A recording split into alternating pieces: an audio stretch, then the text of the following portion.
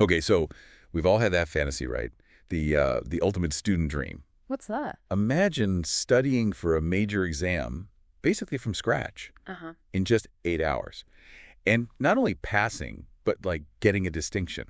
Wow. Okay, that sounds, well, audacious is one word for it. Maybe Yeah, impossible. exactly. And today we're diving into an account that claims just that. It's quite something. It really is. So for this deep dive, we're looking at a YouTube video transcript. It's called I Studied for My Exam from Scratch in 8 Hours and Passed LMAOS. Right, by a creator called Simonesquared. That's the one. And our mission really is to unpack her strategy. This very unconventional but apparently successful cramming method she used for a college psych and marketing exam. Yeah, let's dig in. But first, maybe some context. Who is she? What's the situation? Good point. So she's in her final semester of university, getting her Bachelor of Science in Psychology and Marketing. Okay, final semester pressure. Right. And this is key. Because of COVID, her courses had been online for 2 years. And she flat out admits, for this specific course, she hadn't watched, any lectures all semester. Wow. Okay, so literally starting from scratch then. Pretty much. And that context is so important. She even gives this really clear warning up front. Oh, yeah. What's the disclaimer? She says she would not recommend trying this if you're juggling more than one course. Her exact words were, she would drop dead. Huh. Okay, fair enough. Yeah, so this was just for a single course she felt was manageable.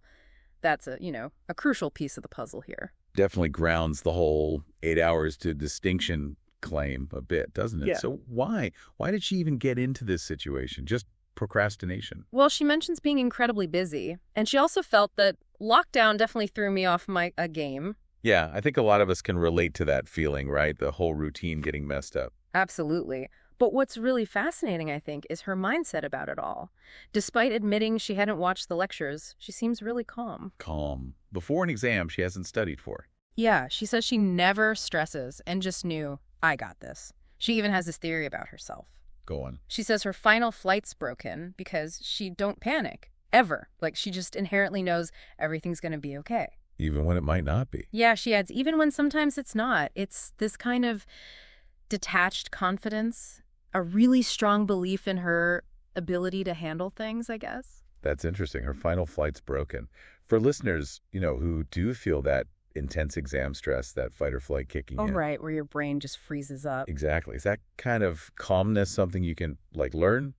Or is it just how some people are wired? That's the million-dollar question, isn't it? I mean, some stress helps you focus, but too much panic definitely shuts down the parts of your brain you need for, thinking complex thoughts and recalling info. So her not panicking probably freed up a lot of mental energy. You'd think so, yeah.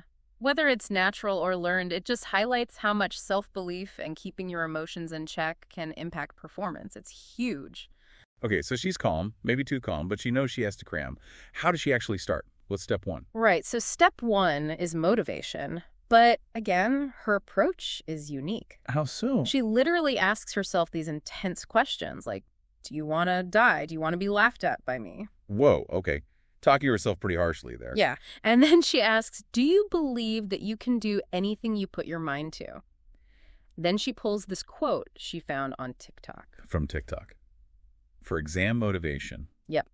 Referencing Rory Gilmore, saying Rory would basically call her out for being lazy. It's this funny kind of aggressive internal pep talk all about creating urgency. Okay, unusual motivation tactic. Mm. Check. What's next? How does she tackle the actual material? Step two, and she calls this the most important part, is the syllabus. Ah, the syllabus. Makes sense. Yeah, she uses it like a compass, goes through it point by point to figure out what she knows versus what's totally new, which she admits was most of it since she felt she didn't really know anything. Right, so it's like damage control. Right. Prioritizing what needs urgent attention. Exactly. Information triage. When you've only got 8 hours, you can't learn it all. You have to focus on the big ticket items, the stuff likely to be on the exam. The syllabus helps you pinpoint that.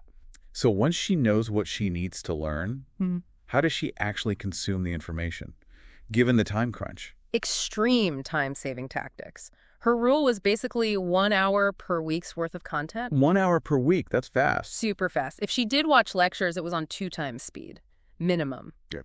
If time was even tighter, she'd just skip the video lectures altogether and only read the PowerPoints. And readings. academic articles and stuff. Forget it. Just the little abstract at the beginning. No deep dives, no time. Makes sense. Pure efficiency mode. Did she use any other resources? Oh, yeah, definitely. She advises joining course group chats and just asking people for their notes. Ah, leveraging the network. Yeah. Smart. Or even just Googling the university and course code. She says notes often just pop up online. Basically, don't reinvent the wheel if someone else has already summarized it. Okay, so she's got her plan. She's got her super fast content consumption methods. Where does she actually do this cramming? At home with distractions? No, she decided to go to the library. She mentions needing that environment to concentrate, saying she struggles with focus unless there's that sense of urgency. I get that. Sometimes you need that quiet, studious atmosphere to really get in the zone. Totally. And then comes the consolidation phase, after skimming everything and making notes. This is where the learning actually sticks, right? Hopefully. Her method is interesting. She calls it doing speeches. Basically, she reads her notes out loud. Like teaching it to an empty room? Kind of, yeah. It's a form of active recall.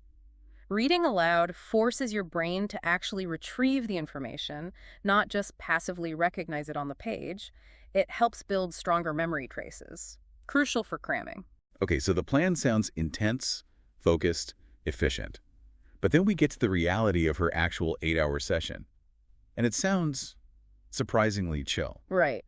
This is where it gets really interesting. She details her breaks, and, well, they're pretty numerous. Like what? Well, lunch was instant noodles with 2 eggs and, quote, some spinach for wiggle. Spinach or wiggle, okay. Quirky? Yeah. Then she took breaks to watch the show Lock and Key, listen to music Cinnamon Girl by Lana Del Rey, and also binaural beats. Binaural beats for focus. Supposedly, yeah. Those sounds you listen to with headphones that are meant to influence your brainwaves. She even had a fashion prompt to show off some new dresses she bought. Fashion break during an 8-hour cram session. Yep. And maybe the most surprising part, she admits she fell into a deep sleep at like maybe 2 o'clock in the afternoon. A nap, mid-cram.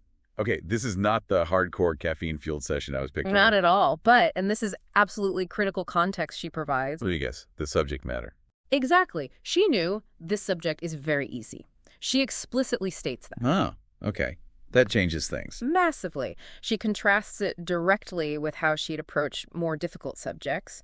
For those, she says she would absolutely start at 6 a.m., take absolutely no break, and definitely would not blog it because she'd need total focus. Right. So this relaxed, break-filled napping cram session was only possible because she judged the course material to be relatively straightforward. Precisely. It underscores that this specific 8-hour method isn't some universal magic bullet. It was tailored to very specific conditions. One course, perceived low difficulty. It's not a template for tackling, say, advanced calculus. That's a really important clarification. It's definitely not advice to, watch Netflix while cramming for your hardest finals. Definitely not. So during this process, did she mention any tools that helped her? Especially with the writing or note-taking aspect under pressure. Yes, she did. She gives a shout-out to Grammarly. Says she wouldn't be able to get through it without it. Grammarly, the Right. writing assistant tool. Right. She describes it as an all-in-one writing tool that helps improve writing, boost productivity, and save time. And it worked right where she's writing, like in Google Docs via the Chrome extension. What specific features did she find useful during the exam crunch time? She mentioned a few free features specifically. The settings goal feature, which helps you tailor your writing for the right audience, and tone important for assignments to avoid losing marks, she notes. Okay, keeping the writing on track. Yeah, and the free word count feature, obviously useful for assignments. Also, the synonym feature, finding better words right there in the tool instead of having to search elsewhere. So it's about efficiency again, keeping everything in one place. Exactly. Her main point was that Grammarly is so great because everything is all in one, and it saves so much time. When you're against the clock like she was, minimizing friction and saving seconds on tasks like proofreading or finding synonyms adds up. Makes total sense. Anything that streamlines the process would be gold in that situation. Definitely. It reduces the cognitive load, lets you focus more on the actual content. Okay, so we've got the crazy timeline, the unusual motivation, the specific study hacks, the surprisingly relaxed execution, and the tech assist. What was the final outcome? Did this gamble actually pay off? This is the big reveal, isn't it? According to her, yes. She didn't just pass the exam. Don't tell me. She got a distinction. No way. After starting from scratch 8 hours before?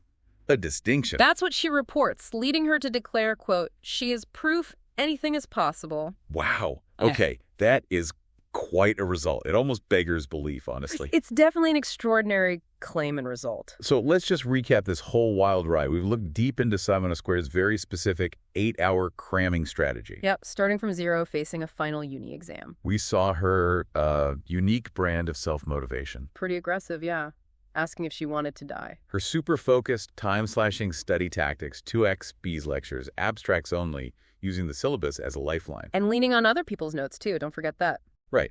Then the actual cram session itself, which was surprisingly full of breaks, naps, fashion shows. It's really possible, as she stressed, because she felt the subject was easy. A huge caveat. Absolutely. And her reliance on tools like Grammarly to just keep things smooth and efficient under pressure. Mm. And the outcome, a distinction. It really is a case study, isn't it? Yeah. She showed that, yes, in very specific circumstances, one manageable course, perceived low difficulty, a super last-minute push, can apparently yield amazing results. But beyond just the shock value of cramming like that, Yeah. what else can we maybe take away? You mentioned her mindset earlier. Yeah, that's what sticks with me, that deep belief that everything's going to be okay, that seeming absence of panic, the broken fight or flight she mentioned. Is that the real X factor here? Is that calm, that lack of debilitating stress, what actually enabled her to pull this off? Or is it just a massive gamble that happened to work out this one time?